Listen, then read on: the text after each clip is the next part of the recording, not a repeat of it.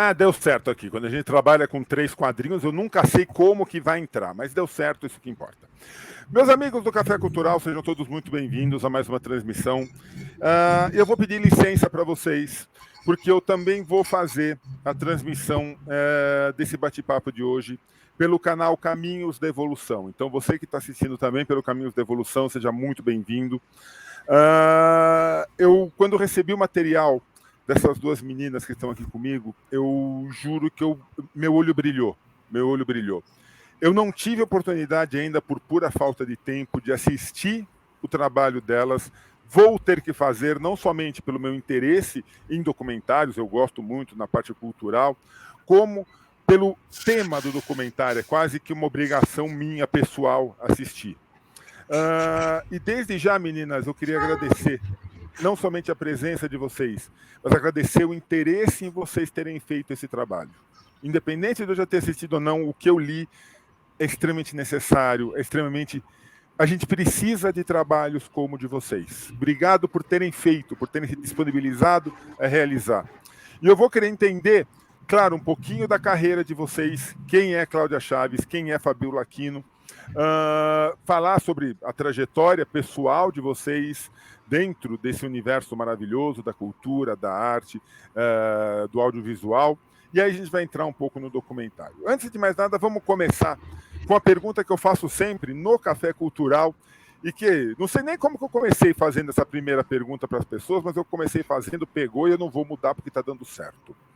Então vamos começar. Eu vou começar com a Fabiola, tá? Porque a Fabiola entrou primeiro que você, tá, Cláudia? Você entrou depois, vai ficar para depois. Certo. Vamos nessa, então. Eu quero saber, antes de mais nada, quem é Fabiola Aquino por Fabiola Aquino? Uma sertaneja apaixonada pelo audiovisual, entregue pela força dos orixás nesse caminho de contar as histórias que nos tocam, nos emocionam e nos ajudam a melhorar as nossas perspectivas de experiência humana coletiva. Por que você começou falando uma sertaneja? De onde você é? Como que você se considera uma sertaneja? Bom, eu sou do interior da Bahia, mas bem do sertão mesmo, ou seja, estou a quase 800 quilômetros de distância da capital, Salvador. Lá eu nasci, lá é minha terra, Caculé, por conta dela, minha empresa chama Obá Cacauê, isso é uma outra história, mas de fato já sou fundada nessa mitologia dos afrodescendentes, né? E aí, ao me mudar para Salvador, com 14 anos, para estudar e etc e tal, minha formação engajou-se pela comunicação, não tinha como não sê-lo. Uhum. Dobrar em produções audiovisuais foi meio que um curso único, assim, sem muitas dúvidas de percorrê-lo. Mas, sendo assim, nordestina, sertaneja, acho que é uma que não deve sair de mim jamais. Por favor, não saia. Por favor, não saia. Porque uma coisa que a gente fala muito aqui no Café Cultural é que o Brasil não se conhece culturalmente.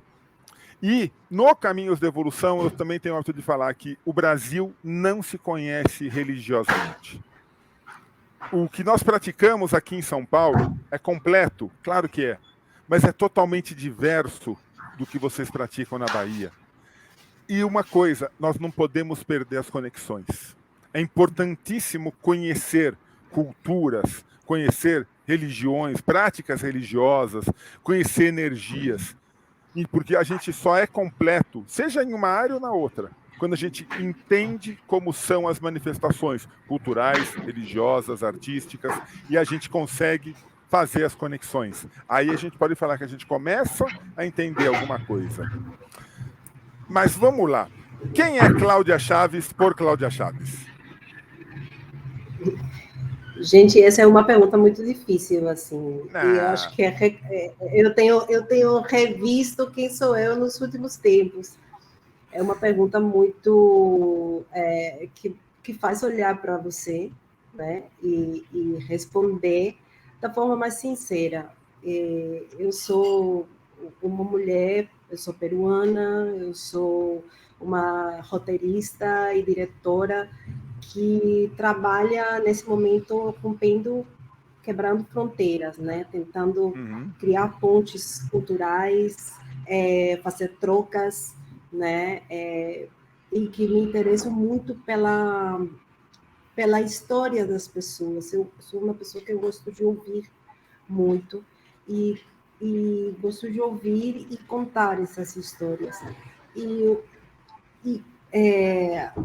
acho que uma característica especial nesse momento da minha vida em relação a esse filme é que eu não tenho religião. Eu cresci em uma família católica, eu estudei em uma escola católica, mas chegado um momento eu decidi que eu não queria estar amarrada, né, a nenhuma crença e aliás queria estar solta para conhecer todas as que tinha. Muito bom. Chegar em Salvador, né, com essa receptividade, achar tudo que quem já foi sabe que tem, né? É uma energia muito forte, É indescritível, é indescritível, é indescritível. Você só sabe estando. Você só sabe estando lá. Não tem palavras, não foram inventadas palavras ainda para descrever. Concordo contigo. Não tem. E é uma força que você entende vivendo. Essa força se entregando a ela também, né? Porque você tem que estar aberto a entender as coisas, a receber aquilo que é manifestado e aquilo que é crença de uma comunidade e ser, estar aberto a isso, né? O que você vai receber, o que você vai dar. Então, isso foi uma condição para mim entender e fazer esse filme. Que maravilha. Porque, na verdade, você está certíssima, Cláudia. Eu acho que a pior coisa que uma pessoa pode fazer, tanto em termos culturais, artístico-culturais, como em termos religiosos, energéticos, é questionar. Sente. Tente ver o sentido que isso faz para você. Porque o sentido que vai fazer para mim, para o Sérgio, é diferente da Cláudia, é diferente da Fabíola, é diferente de você que está assistindo. Nenhum é errado. Sim. Porque aquilo que você sente é correto para você e está tudo bem. É isso que é importante entender. Podemos encontrar, eu acho que a gente pode encontrar, e é aí que se formam as comunidades, pontos em comum, né? Coisas que nos afetaram, coisas que nos fazem questionar em comum, e aí que vai se construir uma afinidade de pensamento. Mas o rico da humanidade, eu acho que é essa diversidade de visões de mundo. Porque é muito interessante a forma como cada comunidade, cada país, né, é influenciado de alguma forma da conjuntura, do político, do social, da cultura, e aí cria uma visão de mundo, né? E é isso que vira uma religião, né? Então, isso eu acho maravilhoso, é riquíssimo. Sem dúvida. E mostrar isso, gente, primeiro que é um grande desafio. Colocar isso, seja num livro, seja num filme, seja num disco, seja numa apresentação teatral, é muito, muito, muito difícil. E quando a gente consegue, e a gente olha o produto final e vê, tem uma mensagem aqui, isso que é fantástico. Mas antes de eu entrar no documentário, eu tenho uma pergunta que tem que ser feita. Como que Cláudia, vindo do Peru, colocando seus pés em Salvador, encontrou Fabíola? E qualquer uma das duas pode responder. Aqui é livre. Aqui, minha amiga, aqui é bagunça mesmo. Não acha que vai ter ordem aqui, não. Eu vou falar. Bom, então, fala. Eu trabalhava na Berimbau Filmes. E, né, só na Berimbau, né? Só na Berimbau, mais nada. Roda e tem um Berimbau. E aí, nessa empresa, trabalhando como produtora, conheci Marcelo Pinheiro, que hoje, na verdade, há 18 anos é o companheiro da Cláudia, e nessa mediação de colegas na mesma produtora, foi naturalíssimo conhecê-la, e com isso seus talentos foram sendo apresentados e a amizade juntou com uma parceria profissional que hoje segue aí com planos futuros cada vez mais potentes, engajados e de maior monta mesmo, né? Que é o que interessa para a gente, para que aconteça. E aí você, Cláudia, como que você encontrou a Fabiola? Então,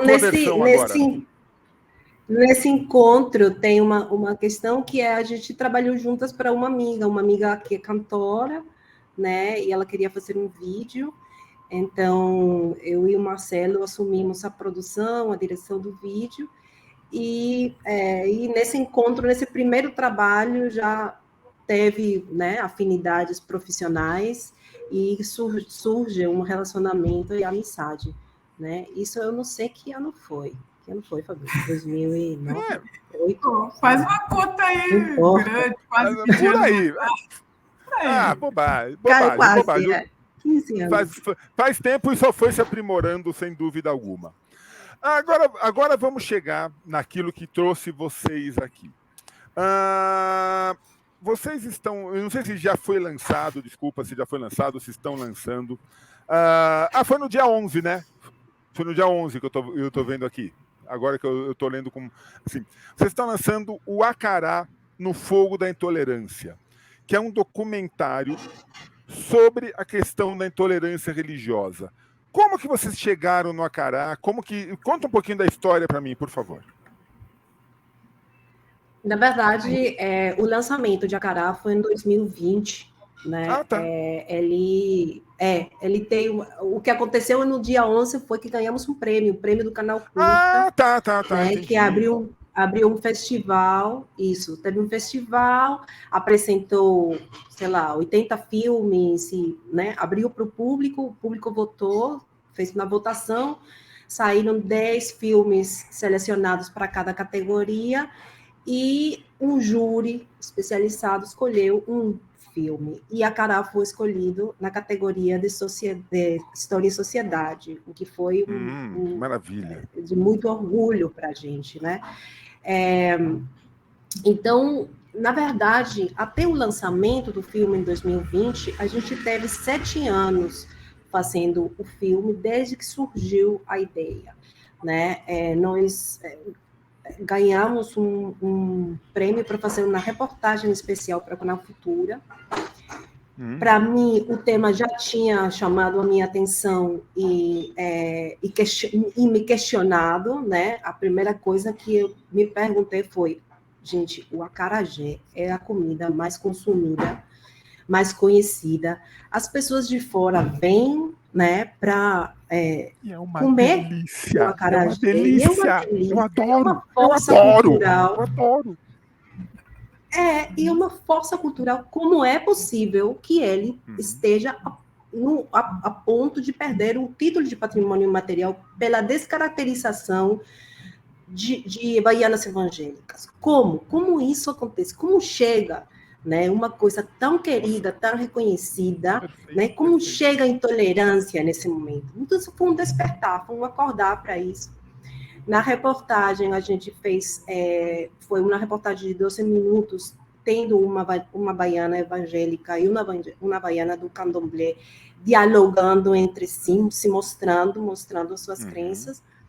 E quando a gente acabou a reportagem, falei, gente, isso aqui é só o começo, porque isso aqui tem para explorar assim imensamente, assim, começamos a ver, né, várias camadas de tecidos sociais, problemas políticos, históricos, né, discriminação, violência, racismo, machismo, sim. Série de temas que estão ao redor de tudo isso, né? E aí começamos a trabalhar, comecei a trabalhar no roteiro, começamos a ver quem seriam outras pessoas que poderiam alimentar o filme, né, um longa-metragem, e começamos com esse lindo presente, né? Que maravilha, que maravilha. Ou seja, essa tua visão de diretora, de roteirista é fantástica, Cláudia. Eu quero explorar agora a visão de produtora, mas de uma produtora que entende a questão religiosa. Fabiola, como que foi para você colocar essa visão da Cláudia para se concretizar? É isso. Eu sou candomblessista, sou filha de orixá, entendo essa missão dentro das minhas obrigações profissionais, né? Um chamado mesmo. Então, quando Uhum. Cláudia e a gente entendeu que essa era uma proposta para ser desenvolvida nessa reportagem, o engajamento foi imediato. E como Cláudia falou, depois de findada essa obrigação, nesse produto de 12 minutos, ficou uma inquietação enorme na gente de explorar mais o tema. Então, entramos em uma ação entre amigos de buscar entrevistas complementares, buscar nas pesquisas e no acompanhamento de noticiários dos vários casos de intolerância religiosa crescendo junto com o bolsonarismo, junto com toda uma onda retrógrada muito grave no nosso país. Isso, para mim, enquanto produtora, entendendo o espaço que a gente precisa ocupar, foi a motivação que nos levou a um encontro com o Canal Curta, e desse encontro com o Canal Curta, a possibilidade do financiamento necessário que precisávamos para concluir a obra. Então, eles entraram com o recurso via fundo setorial, e assim a gente deu saída, primeiramente, para o Canal Curta. Mas, em função dessas articulações de produtora também local e tentando vencer, furar as bolhas, né? Chegamos ao 2 Play, era a nossa distribuidora, e ela leva também para a Amazon Prime logo depois que estreia no canal. Então, quem quiser assistir tem também essa possibilidade de acesso pelo Amazon Prime. Uma coisa que eu acho que você falou, Fabiola, que precisa ser ressaltado. Nós vínhamos, felizmente, num processo de redução de preconceitos, de aumento da conversa sobre a questão do fim do preconceito, de aceitar que sim, a diversidade, aceitar sim, você pode ser candomblessista, eu sou um bandista, a Cláudia ela é ateu, graças a Deus, como tem um amigo que fala que ele é ateu, graças a Deus. Mas eu não sou ateia, não, porque eu acredito na força divina. Eu não sei. Eu acho que eu não tenho um título. Mas é bom isso, Cláudia, é bom não ter títulos. Eu falo assim, eu acredito numa força divina, que é uma força divina que, ao mesmo tempo que está representada em todas as religiões, não se fixa absolutamente em nenhuma. Então eu tenho a minha religião. Isso é fantástico, isso é muito positivo. E nós vínhamos num processo de aceitação, de melhoria.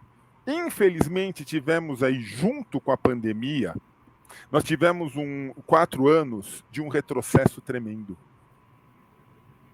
De um retrocesso onde as pessoas se viram autorizadas e chanceladas a ser do contra, a expressar que não, eu não aceito. O não aceito virou a palavra de ordem.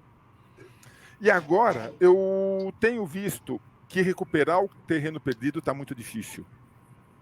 Mas precisa. Nós temos uma bolha, uma represa de manifestações culturais, religiosas, educacionais, que precisa explodir, que precisa ser colocada. E eu acho que o que eu fico muito contente do Acará não é simplesmente o fato dele ter sido, sim, produzido, mas dele estar numa plataforma tão grande e tão ampla como a Amazon Prime. Eu não tenho nenhum problema em falar marca aqui. Por quê? O que nós precisamos hoje é divulgar essas iniciativas. Eu tenho certeza que outras iniciativas tão boas, tão positivas como a de vocês, devem estar sendo produzidas. E talvez não tenham a chance de ter uma distribuição, de chegar ao público. Então, mostrando para as pessoas que um documentário com esse conteúdo está numa plataforma do peso da Amazon Prime, mostra para as pessoas, façam o seu trabalho. Deem vazão àquilo que vocês querem dizer, porque vai ter gente para assistir. Sim. Isso é muito legal para vocês, produtora, de fato, né? Fala, Cláudia. Oxalá. De fato, pensar num tema como esse era complicado, porque não é um tema comercial, sabe? Uhum. É um tema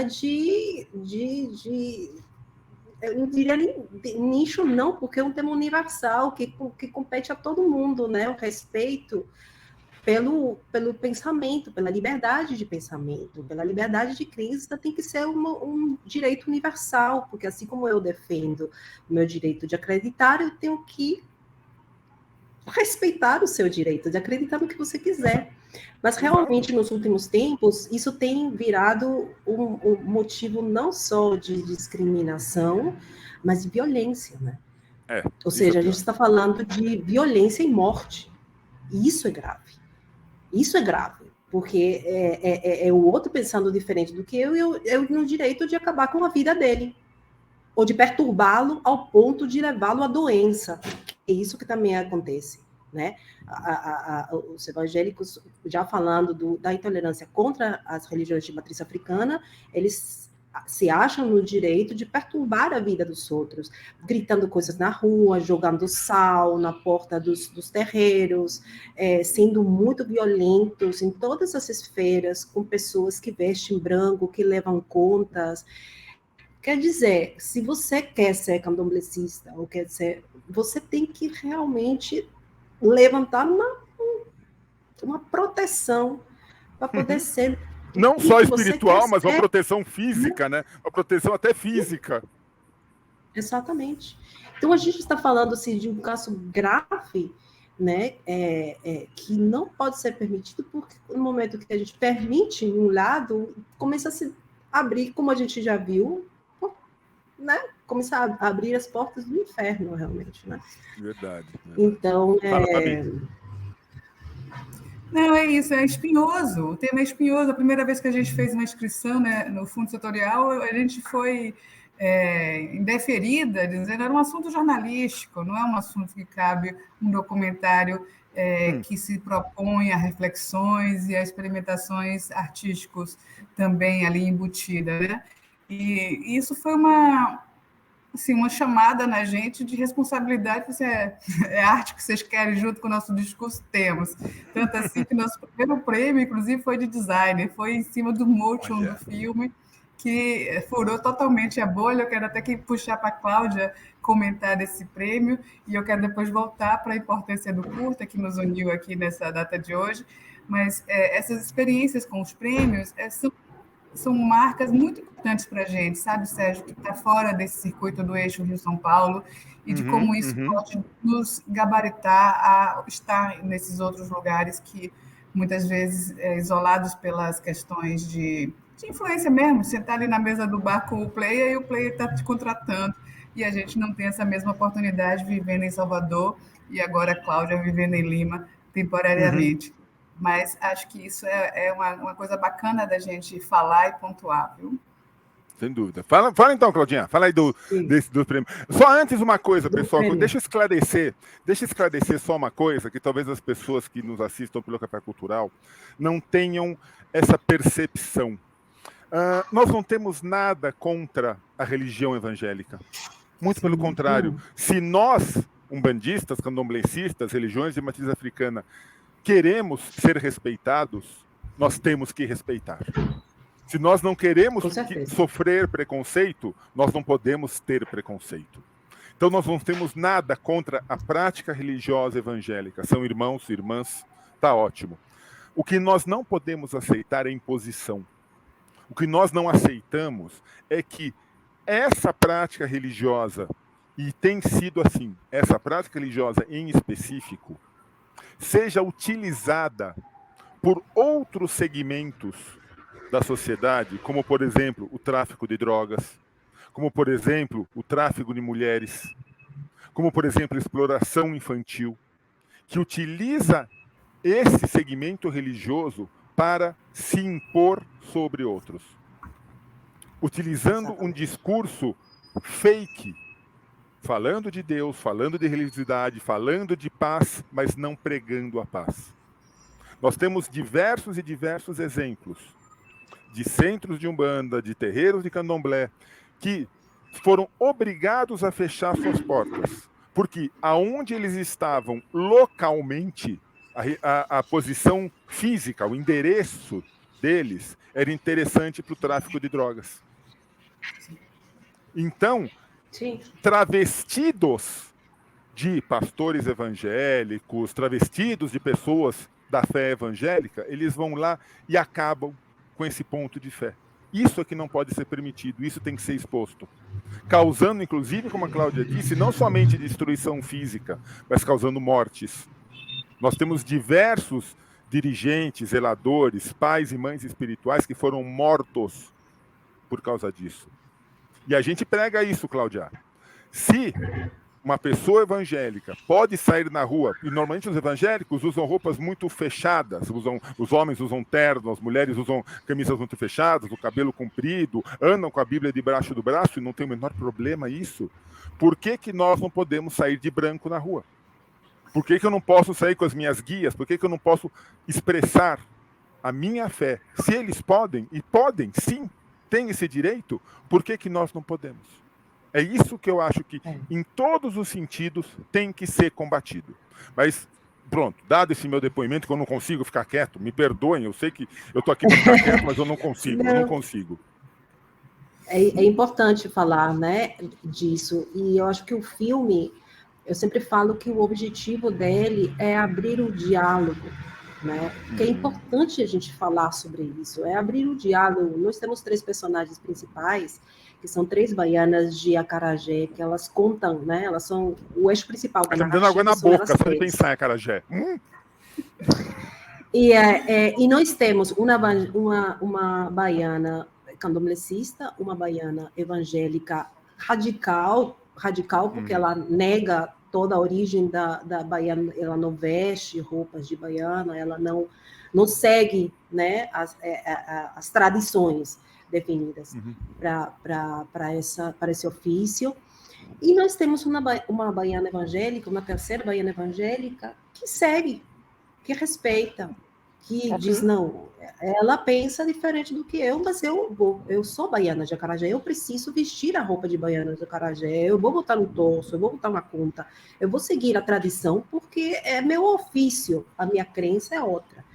Então, eu acho que a diversidade de pensamentos e de personagens, desses 3 personagens, é importantíssimo para abrir as possibilidades, né?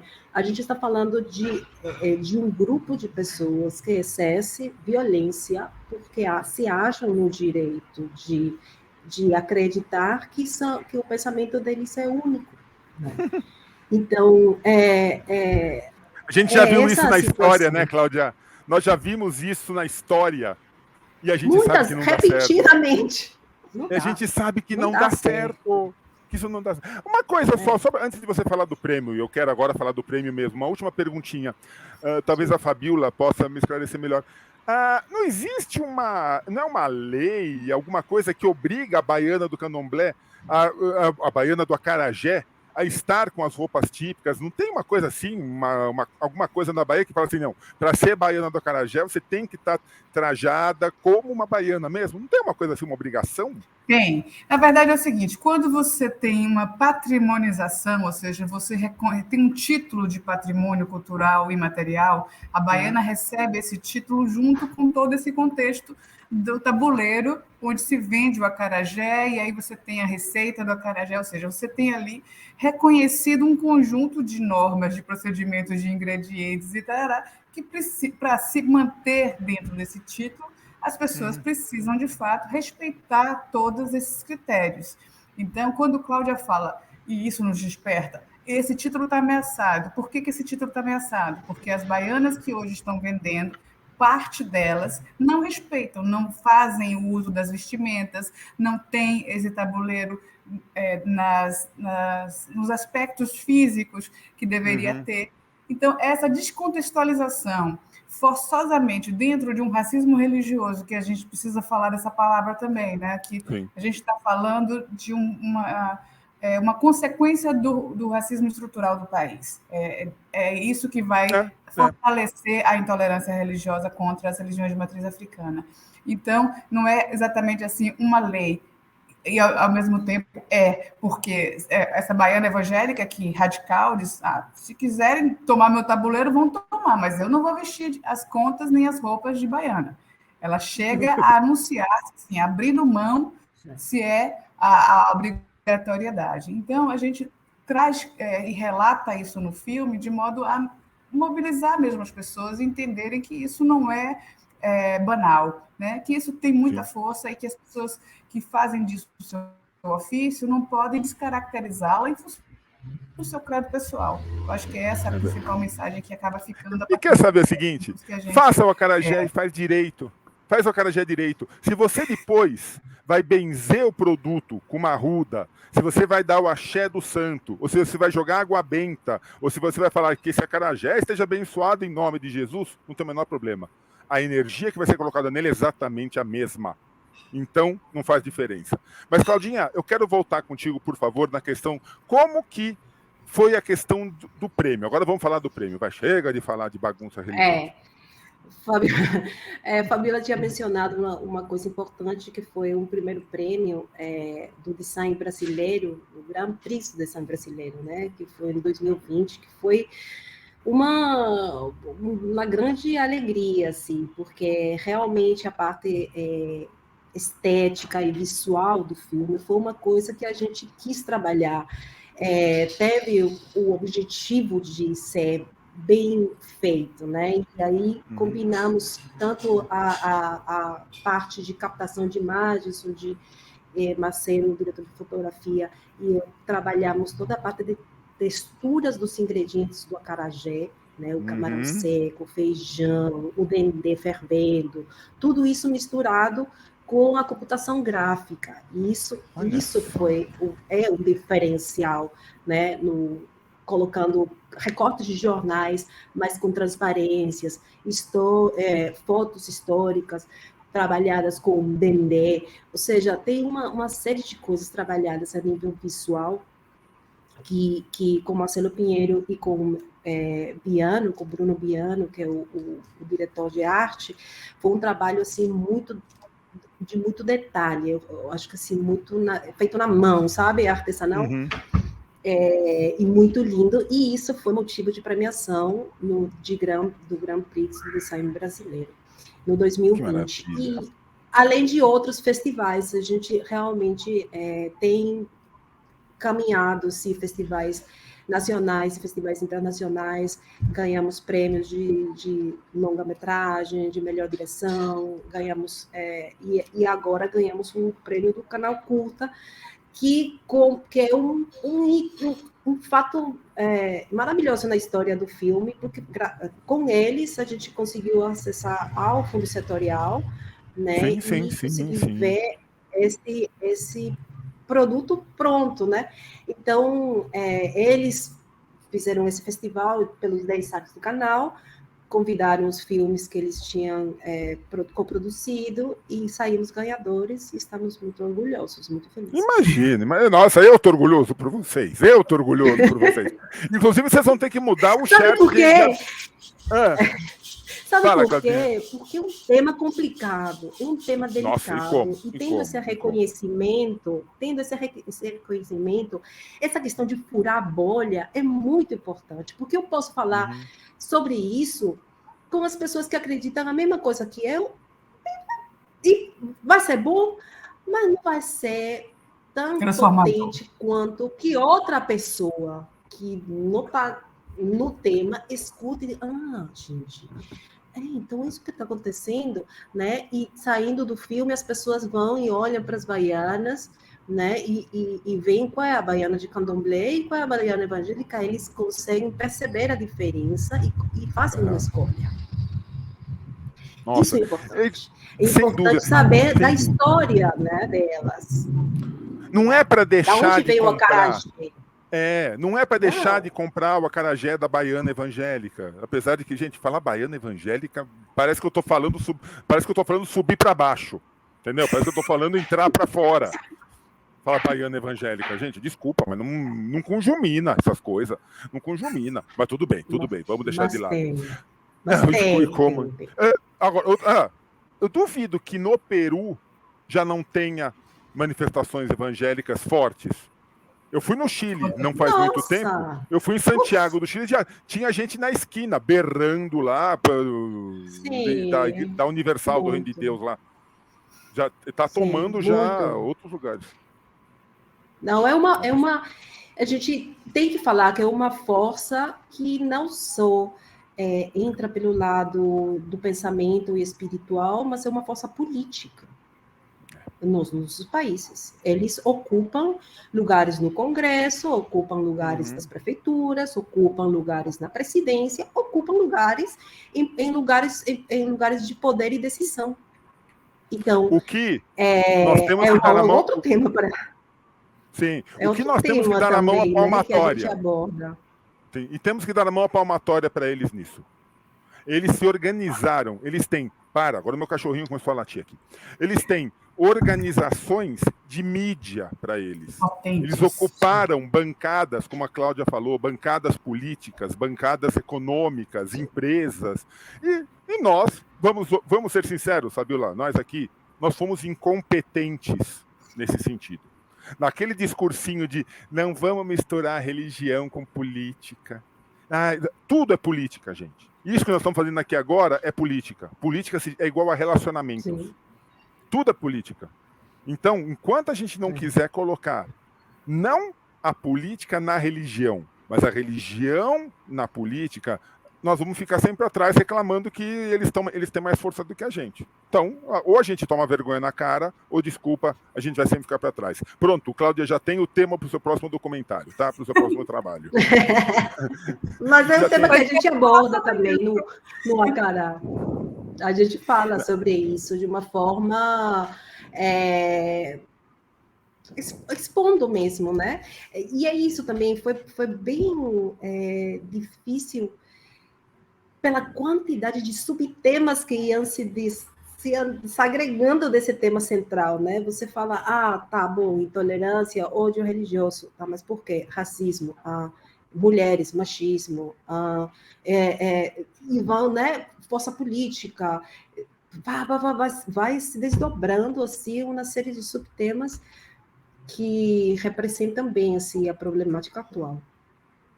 Tudo por causa de um acarajé, olha só, gente, que coisa. Tudo por causa de uma... Que era tão mais fácil fazer o acarajé, comer o acarajé e tá de bom tamanho, isso, meu Deus do céu. E agradecer, né? Agradecer. Exato, Cláudia, perfeito.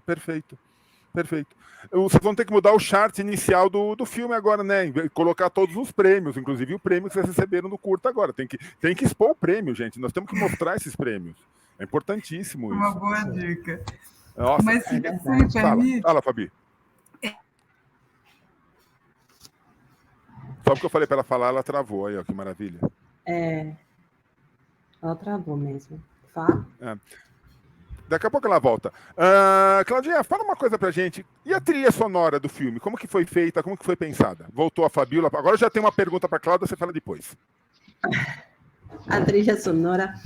A trilha sonora foi... a gente fez um convite para Letir Slate, né? Eu e Marcelo, como Apus, trabalhamos muito, muito com ele. Assim, a gente fez toda a parte do conteúdo audiovisual, da Orquestra Rumpilesse, dos projetos que ele tinha. Então, temos uma parceria... Tínhamos uma parceria de longa data.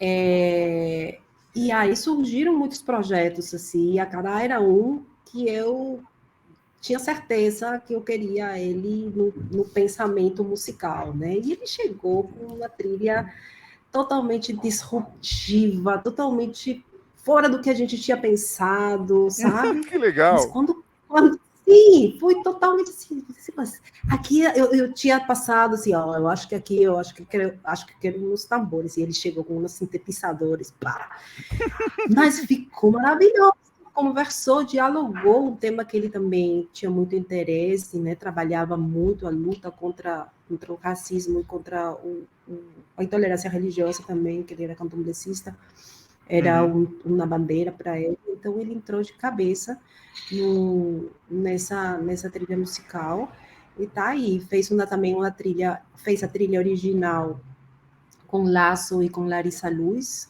só com vozes e instrumental, que é uma delícia de ouvir. É também outro elemento maravilhoso do filme, sabe? Só tem cabeça, emoção. A mulher apaixonada pelo filme, não tem como. Mas fala, Fabíola, você travou bem na hora que você ia falar. Fala, minha amiga. Foi, eu peço desculpas às Relaxa, nossa audiência, mas eu estou direto desse momento de Cachoeira, aqui no Recôncavo Baiano, filmando o Malês do Antônio Pitanga.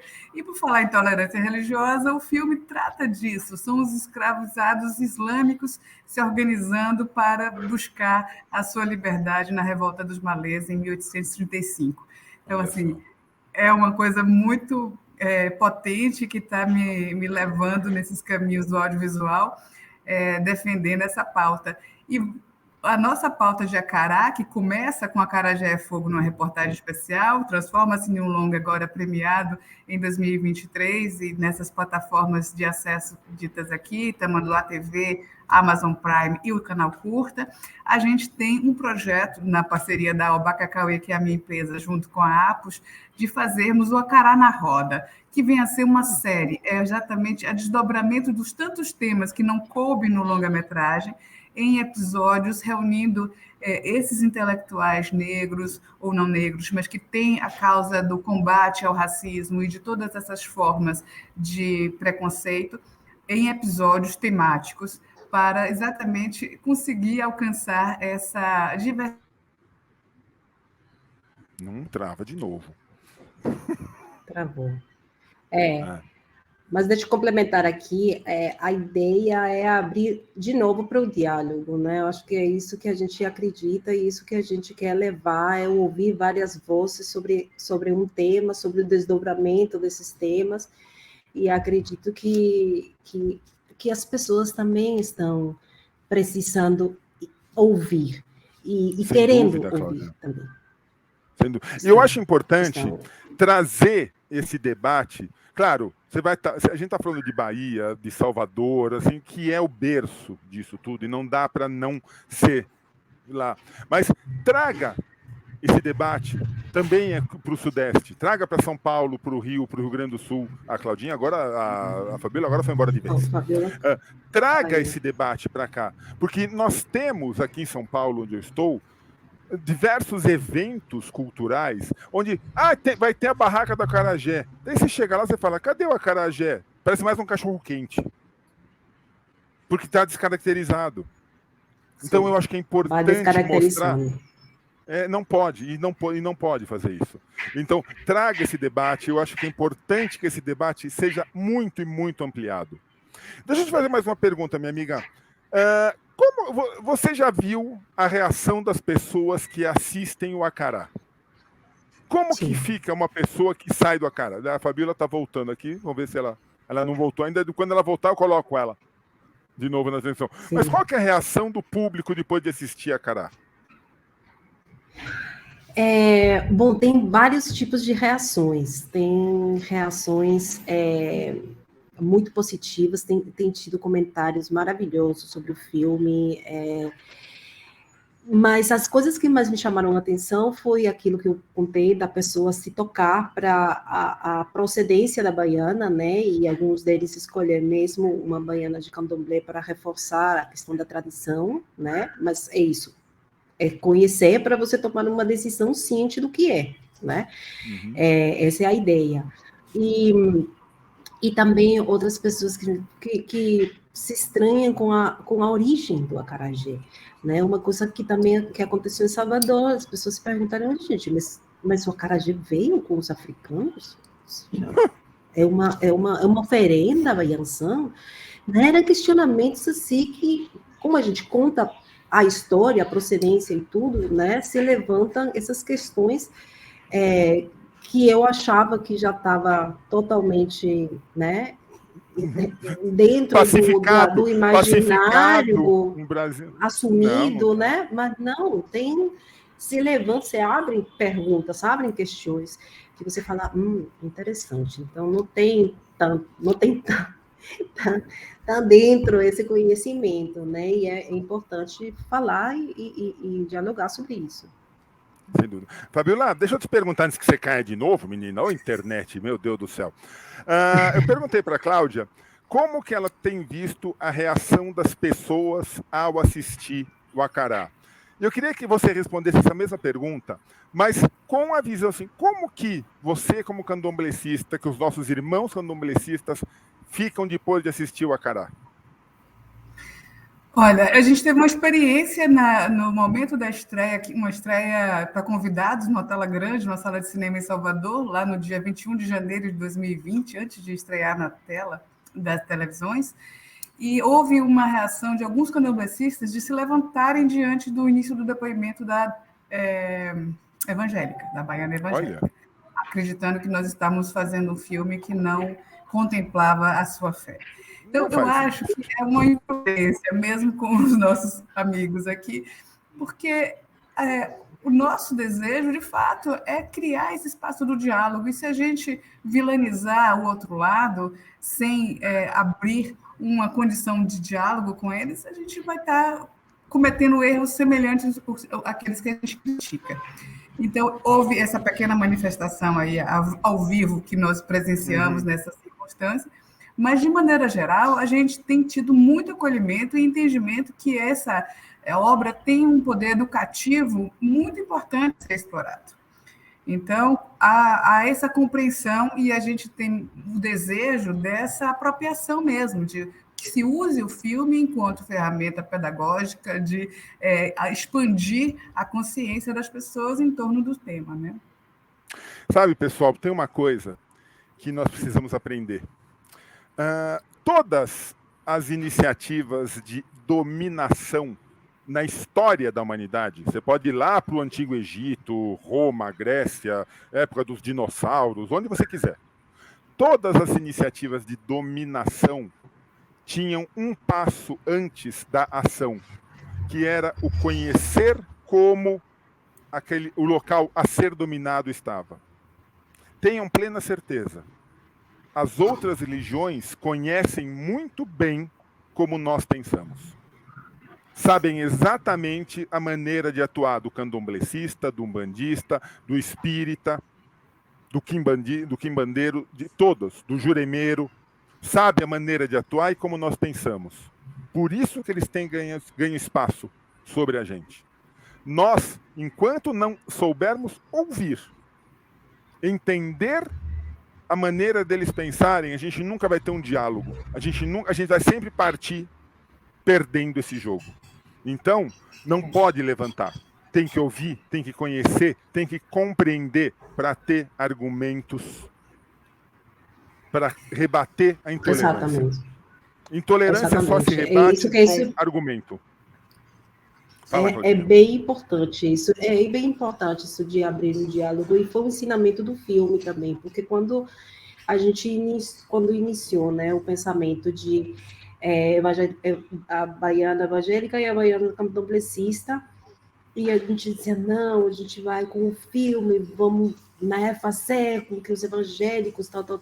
Quando eu conheci as minhas personagens, quando eu conheci a personagem evangélica Dadai, que é a radical, digamos assim, eu cheguei a me relacionar com ela de um jeito, a me comprometer, porque eu vi que era uma mulher chefe de família, sofrida, que tinha que trabalhar de sol a sol para poder levar o feijão na casa. Quer dizer, é uma condição de uma mulher que se repete em outra mulher que pensa diferente, mas é a mesma condição. Então, elas não são as culpadas de pensar como pensam. Tem uma outra camada lá em cima, né, que são geralmente homens, né, porque a gente tem que falar disso também, que estão em cima dali, né, criando, fazendo acontecer, modificando o comportamento das pessoas e a forma como elas pensam para levar pelo caminho da discriminação, da negação, da demonização, porque isso que também acontece com as religiões de matriz africana, elas são demonizadas como ponto de partida, assim, não tem nenhum conhecimento, né? Não chega ao conhecimento, porque se eles soubessem, por exemplo, que o demônio não existe como figura, né, nas religiões de matriz africana, então elas não podem ter relação com o demônio, para começar isso. Mas nem isso, não chega nesse nível de conhecimento. é simples assim. Cláudia, não chega nesse nível de conhecimento, e se você quer saber, não chega no conhecimento dos próprios candomblecistas. Não chega no conhecimento dos umbandistas. Quando nos acusam, vocês são adoradores do demônio, nós não sabemos defender. A gente não sabe essa sua fala. Que, gente, eu não posso adorar uma coisa que não existe. Eu não posso adorar uma coisa na qual, gente, não tem. Essa fala simples destruiria a acusação. E nós não sabemos fazer essa fala. Estou errado, Fabiola? Não, está certíssimo. Esse realmente é um papel da gente, expandir a consciência de nós mesmos sobre como lidar com os preconceitos. Porque, de fato, eles têm acesso a algumas informações e é como surge as fake news, né? A partir de algum dado de real, você acrescenta as suas fantasias e vende isso enquanto verdade. Então, isso cabe a nossa dificuldade em lidar com a fake news de um modo geral, envolvendo a intolerância religiosa e gerando esse ódio religioso e racista, faz parte desse conjunto de... como é que fala? Da consciência líquida, não, da verdade líquida, que é essas coisas... A consciência líquida, a realidade líquida lá de Bauman, é por aí mesmo. É isso que a gente não dá para a gente tirar da nossa sociedade, está completamente imersa nisso, mas a gente precisa fazer uma onda contrária a isso, porque já entendemos o quão nocivo ela é. Exatamente. Meninas, estamos quase uma hora batendo papo aqui. Eu nem parei para o Café Cultural, continuamos aqui, depois a técnica se vira. Eu quero saber agora, próximos passos. O que vocês imaginam? Cláudia, você está em Lima agora, né, Cláudia? Estou em Lima. Oh, que maravilha. Eu preciso conhecer, eu não conheço ainda. Eu não conheço Lima ainda, preciso conhecer. Mas quais são os próximos passos? A Fabiola já falou, está fazendo um documentário com o maravilhoso, sublime Antônio Pitanga. Mas eu quero saber dos próximos. Eu quero saber dos próximos passos que vocês vão dar, por favor. Bom, então, eu já tinha falado a ideia é continuar com o filme, né? Tem ainda muito caminho por andar, essa é a verdade. São os 3 primeiros anos dele, e ele já conquistou muitas coisas. A gente conversava outro dia, gente, como está o caminho tão lindo do filme sendo construído, né? Mas tem muito mundo lá fora, né? Então, um dos próximos passos é abrir os portos internacionais para ele, né? Porque essa voz também precisa ser ouvida lá fora, porque lá também tem casos de intolerância e porque também o olhar muda para uma comunidade, para um país, quando você sabe o que está acontecendo, né? Quando eu conto sobre essa situação aqui no Peru, onde aqui não tem religiões de matriz africana, embora tenha comunidade afro-peruana, porque a religião católica conseguiu dominar, né? Que é outra realidade. Então, quando você fala de religiões de matriz africana aqui no Peru, é tipo assim, isso existe ainda? Então, tem uma não saber, não conhecer, né? Embora ele seja afrodescendentes também. Isso acontece no Peru, acontece no Chile, acontece na Argentina e em vários lugares onde a religião foi exterminada, basicamente, né? Foi absorvida pela religião católica. E hoje disputa com a religião evangélica. Então, essa ideia, né, seguir com o caminho internacional do filme, também gerar essa série chamada A Cara na Roda, que muito queremos fazer, porque é a continuação de um trabalho que precisa, a gente precisa continuar, no que a gente acredita e o que eu acho que, de alguma forma, vai mudar a cabeça de outras pessoas na forma de pensar, né? Precisa mais informação, precisa mais diálogo.